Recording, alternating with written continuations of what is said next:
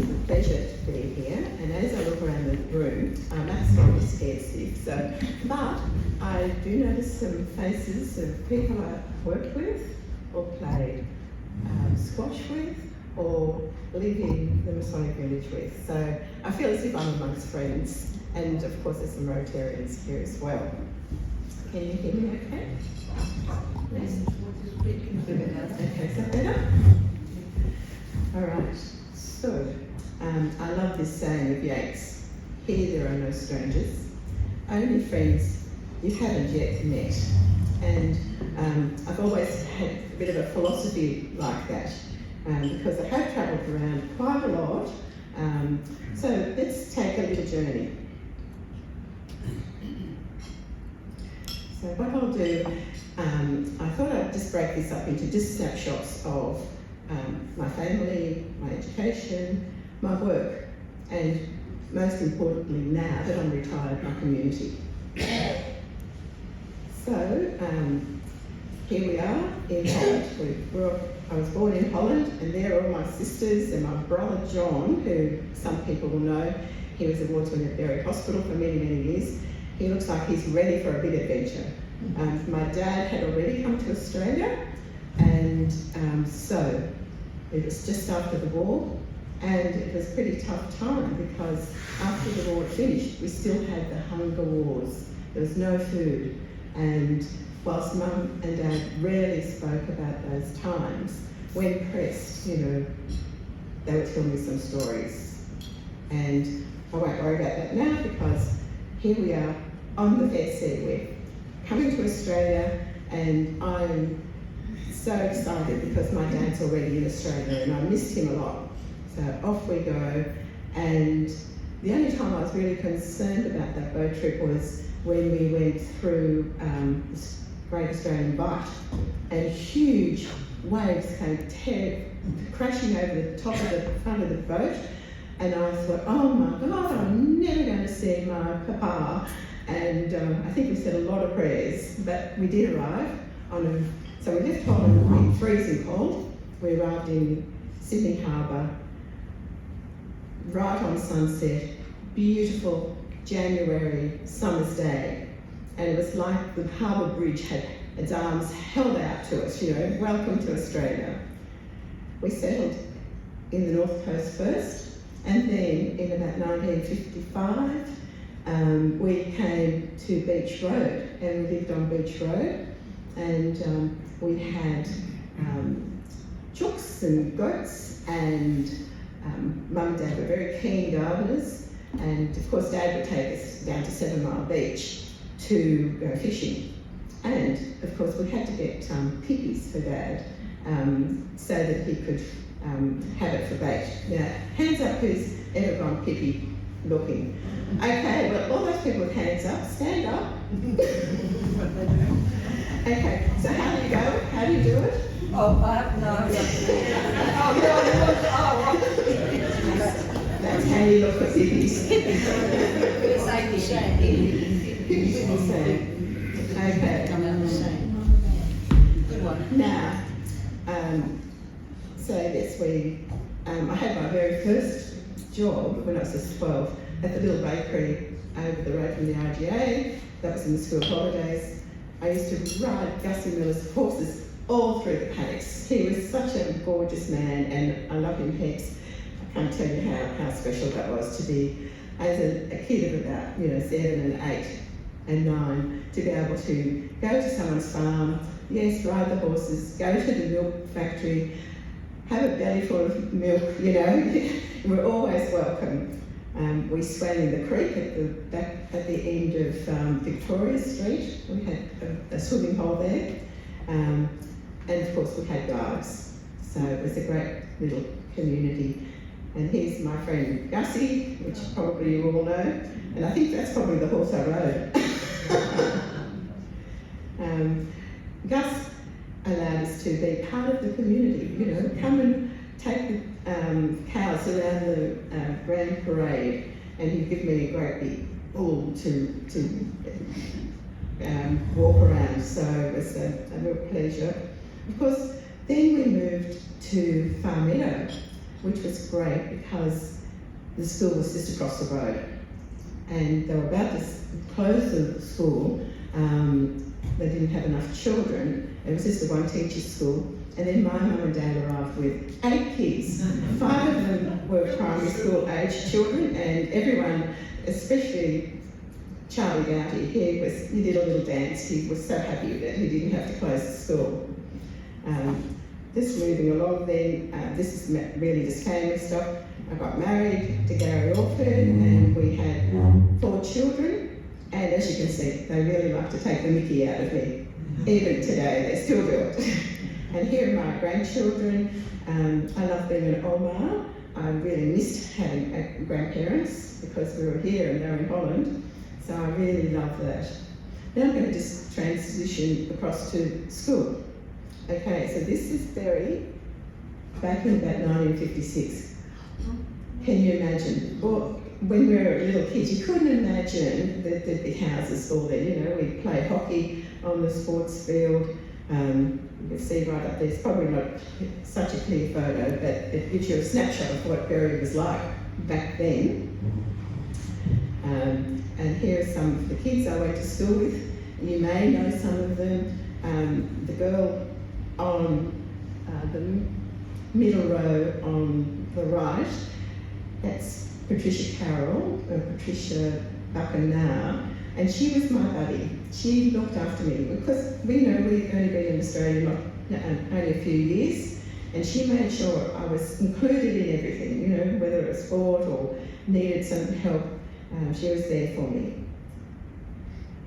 And then we were in this little school, so we had small school sports carnivals and so forth, and this is Canberra School and Farm Meadow School opening the bridge that goes across Wharf Road.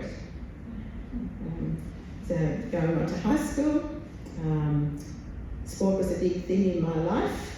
As John said, I represented the school in swimming, athletics and hockey, and I was lucky enough to win an Apex Award for Junior Leadership Study in Sport.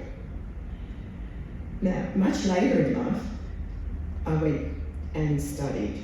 It was more when I was in my 40s. My my brother-in-law said, when I was saying, oh, you know, I should have gone on, I wanted to be a PE teacher, and he just looked at me and he said, you know, Sonja, it's never too late. And I went, oh, okay, I'll take that on board. And so I did go to university and was lucky enough to get my BA and then further studies in adult education and training. And that will come in play later on. When I was working at those skills came in pretty handy. Okay, so I developed business administration and training skills, financial management, human resource management. Change management was the big thing that I really loved. It was something that I really was drawn to, because change is happening in our lives all the time. But this was on an organisational level, and trying to bring people on board with you in a big organisational level was a bit of a challenge, but I enjoyed it. So I did have many jobs, and I started off at the Rural Bank in Nowra. Then I went to Wollongong to live, and I became a dental nurse. And we lived in St George's Basin, so I used to have to go to Gerringong, and then from Gerringong I would get a lift with John Croman to Wollongong, and then I'd work up there all week, and then I'd stay with my sister Lucy, and then on the way back we'd just do it all in reverse. And I did that for 4 years, and after that I got married and had babies instead. Okay.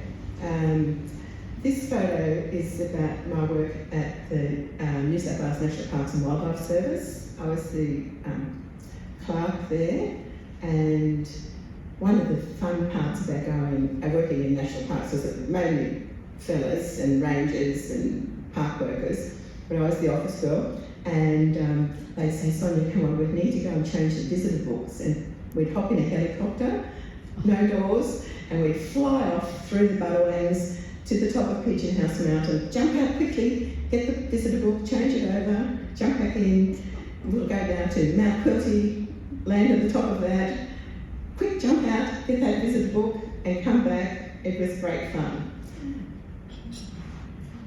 then I worked for a little while, as Jenny will know, with the Department of Agriculture, and then after that I got a promotion to Jarvis Bay National Park, and that was the most amazing experience. I worked with a lot of Aboriginal people. I worked, was trained at a high level in incident control, so working on bush firefighting, rescuing people off cliffs and things like that. And there's just a couple of photos there of that particular fire. I was actually down at Bateman's Bay and we called back. They said, New South Wales said, we need you, because we actually work for ACT. We need you, the fire is really raging. So we had to tear off to Pigeon House Mountain, behind Pigeon House Mountain, and hopped in a little truck ready to go up the back, and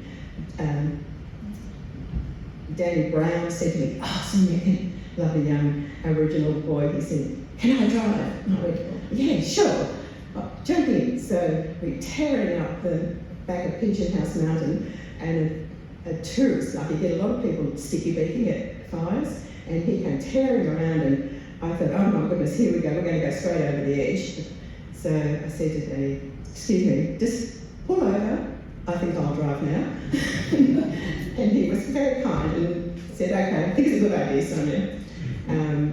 But because we were ACT, we had all ACT communications, we couldn't really hear what the New South Wales Forestry were saying, or the Shoalhaven City Council was saying to one another. And all of a sudden, this huge truck came flying past us, and he said, get out of here, we've lost the fire. So back in the truck I get, jump in everybody, and just as we turned around, 3 small trees fell down across our path. And I went, oh my God, what are we going to do now? And I said, we haven't got time to get chainsaws out, just get the chains on it and we'll just drag it off a little bit so I can get past. In we hopped again, and the fire was so close, I honestly thought the windscreen was going to melt onto my face. But we got back down to the bottom, and we were safe. But it was a bit of a hairy time. Now, I'm now going to make, from after that, I thought, I think I'll do something different. And in change management, I guess my job is always to implement change and then train people to embrace the change. And then I'm looking for another job because I'm training them to do my job. So then I moved to National Botanic Gardens, and that was just wonderful. I was the community education officer there, and we ran different environmental programs, getting kids involved in looking at Australia's flora. Here's one kid actually just looking for tadpoles. I can remember taking some kids for a walk. This was actually the very first day. Took them for a walk, and I'm explaining to them how important old growth forests are. I said, those hollows, they're really super important. I said, there could be, a possum living there, or a bird, and right on cue, 2 galahs stuck their head out. I tell you, the kids were delighted, and I nearly fainted. We had community environmental education, and this particular program here, Painting with Parkinson's, honestly, it was just amazing.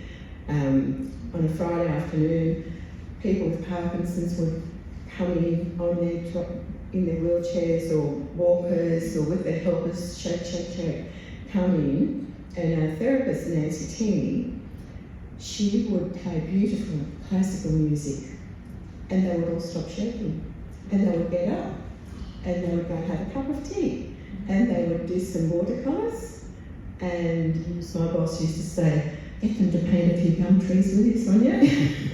And then after a couple of hours of fellowship and just being there together, they would start to shake again, and then they would go home.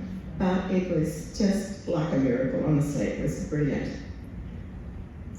So from there, I went to work for the Department of Environment in Canberra. And there was a lot of you probably have heard of these, the Natural Heritage Trust. It was a big program, still probably running to today, I'm not sure, but I was a trainer and we would train people in bush care or land care or beach care, whatever it was. And this next photo was these people, the Dumbaddons, they won the National Land Care Award. And that was in the Great Hall in Canberra, which we had to organise and facilitate and do that. And all of those awards were, of course, it's a bit like the Logies, you know, they're all kept under wraps until the night. So that was really fun. After some years, I went to work on the National Oceans, for the National Oceans Office, and Australia was leading the world in recognising, you know, marine resource management. Australia was setting out the very first comprehensive national approach to ecosystem-based management that covered our vast ocean estate, as you know. I worked on with the Indigenous reference group. No one in Canberra really wanted to know about them. And I said, oh, no, I'll do that. That'd be great. I said, I've worked with lots of Aboriginal people and, you know, I'm sure I can manage this. Now, we finally got them to Canberra, to Western Australia. So this is a bit of in-house knowledge, I guess, for a big conference on their input to the oceans policy. And they were over there, I got them all over there. And then when it was time for me to fly over, my minister said, now Sonja, you go over there and sack them all. And he just didn't want to engage with them. And he probably has his own reasons, I don't know. But I had the job of doing that, so of course that wasn't an easy job. And I was crying a lot, and they said, it's all right, Sonja, you're just the messenger, you know, we're fine. So we got over that. Following that, we were given funding of $50 million to set up the National Oceans Office. Everyone thought it was going to be in Canberra, but the Harradine factor kicked in. And Senator Harradine had the balance of power, and he said, sure, I'm going to agree with that, but the office has to go to Hobart. So most of the people I'm working with were obviously Canberrans, and the boss stood up and he said, well, you know, who can go to Hobart? And I threw my hand up and I said, yes, I can do that. And a week later, I was down there to set up the National Oceans Office at 80 Elizabeth Street in Hobart. Now, it was an old GIO office. It was a mess. It was like a bank, it had bank tellers and what have you. So we had to do a really big renovation on it, but also we had to engage with all the stakeholders. So you can imagine how many stakeholders there are in people that either enjoy the ocean or work in the ocean, the Navy, fishers, tourism people. There were just many we had to actually talk to about the National Oceans Office and the Australian Oceans Policy in particular. Now this is what I arrived to. This desk with, this was the boardroom, with all still in bubble wrap, and it was just myself and 4 other people. And I'm going, oh my goodness, how am I going to do this? So I rang up my friend, and you'll know this fellow, Ray Cleary. Ray Cleary is a dear friend of mine, and he also was a lecturer at Wollongong Uni. And I rang Ray and I said, Ray, how am I going to do this? And he said, Sonja, easy. You just set it up like a rugby team. I said, what? And he said, yes. He said, you don't want all scientists, you know. He said, you need some really good front row forwards who could do all the hard work. And he said, we need some really fast wingers that could do all the legal stuff with Robert Hill. And we need some good people, you know, in halves that can be good communicators between the team. And I said, okay, I'm going to use that as a template. And I said, what do I do? And he said, you're the referee, you've got to make sure that they all behave themselves. And so here we are. This is one of the biggest contracts I've ever let in my life, but it was for the French vessel called the La Astrolabe, and Michel, the captain, was rather cute, I might add as well.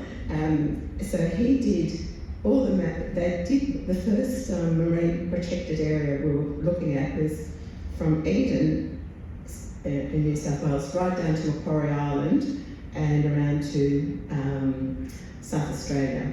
So this vessel was mapping the floor of this ocean, right? And really, we knew probably more about the surface of the moon than we do of the ocean floor.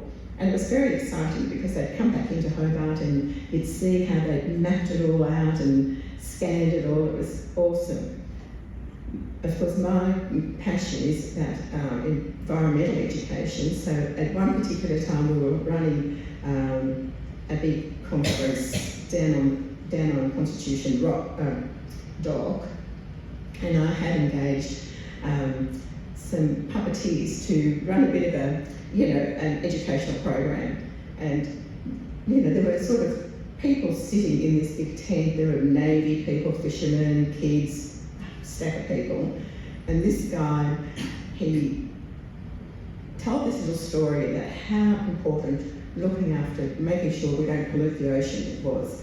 And it was a little story about a little sea dragon that had been washed up on the beach and it had died. And this little girl was crying, and he played a classical guitar, and the music was really, haunting, and was, he was unfolding this very sad story about how we shouldn't pollute the oceans.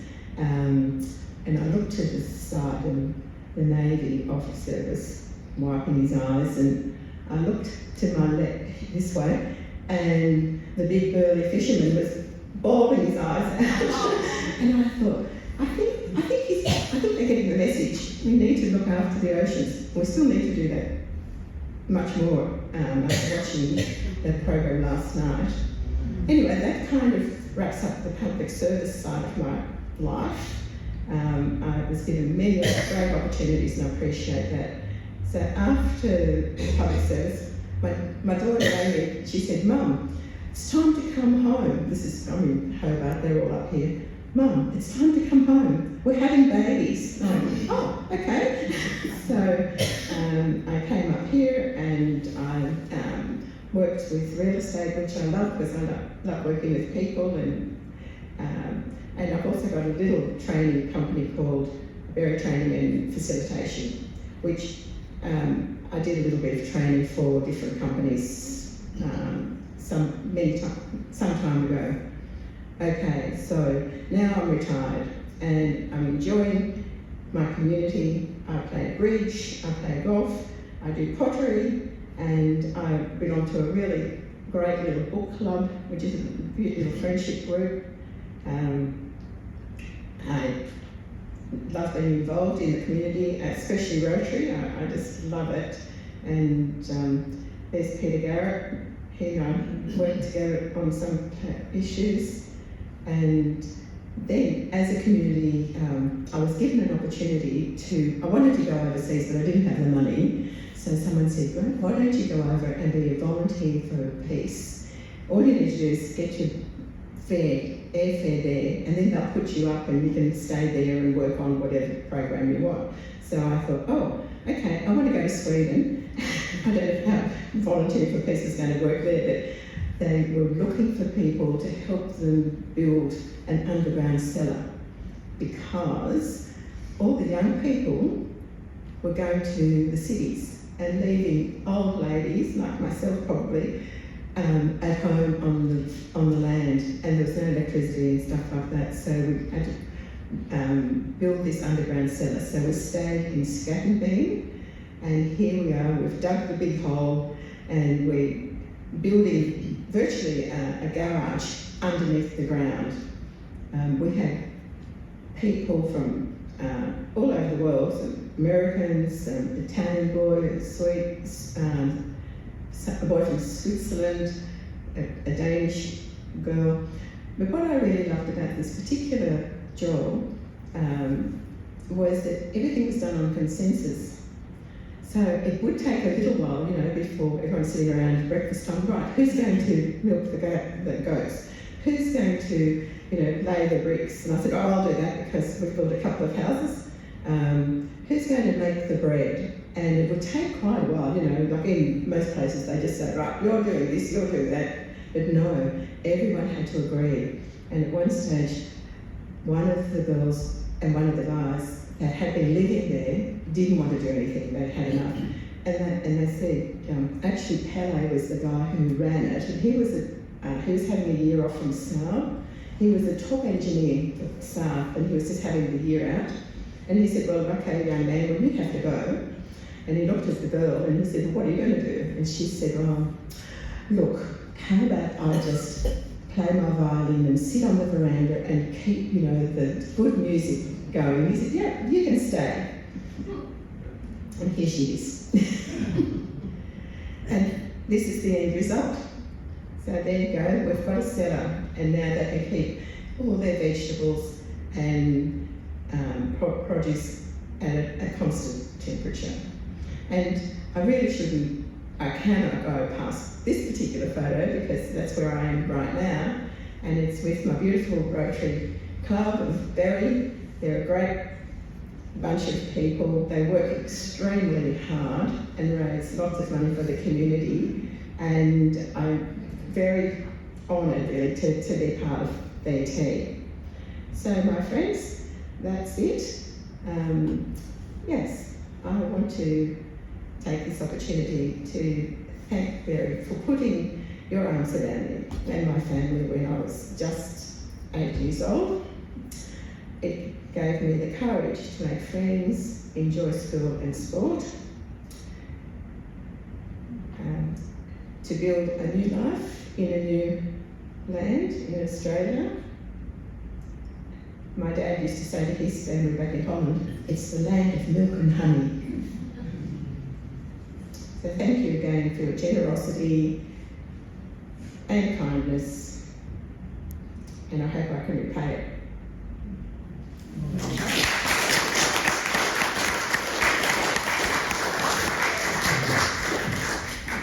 anyone got any questions for Sonja? We'll stand into silence. I was going to ask you about that, the cellar. So that was because people didn't have refrigeration. That's right. No electricity. Yeah, Yeah. So that was the way where they could still look after the elderly people there. yeah, that's what it was. No, that was in Sweden. Sonja. Yeah. Mary. Mary's looking for her Sorry. Sonja, you've talked, thank you very much. You've talked a lot about your community attitude, which I think is wonderful. Now, we all know that Berry is really changing. With your experience, what do you think are the essentials in terms of retaining a small town community in a town that is changing rapidly? Well, I think what just springs to my mind is to have an open heart. It's as simple as that. You know, reach out, I think, is important. Have the courage to invite people over. I think the other really important thing is to have a good listening to what they need.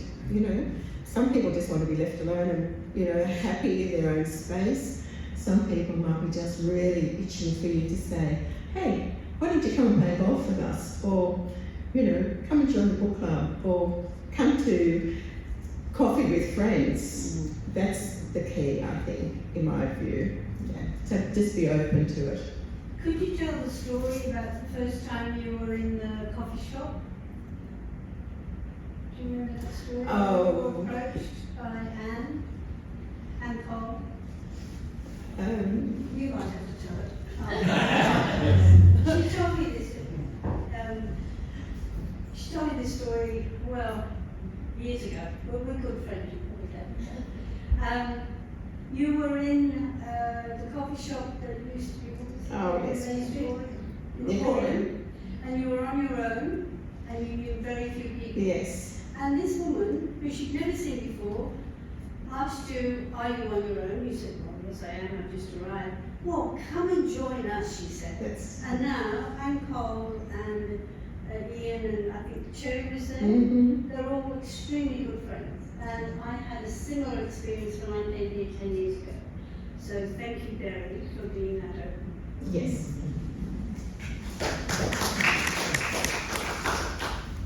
Thank you.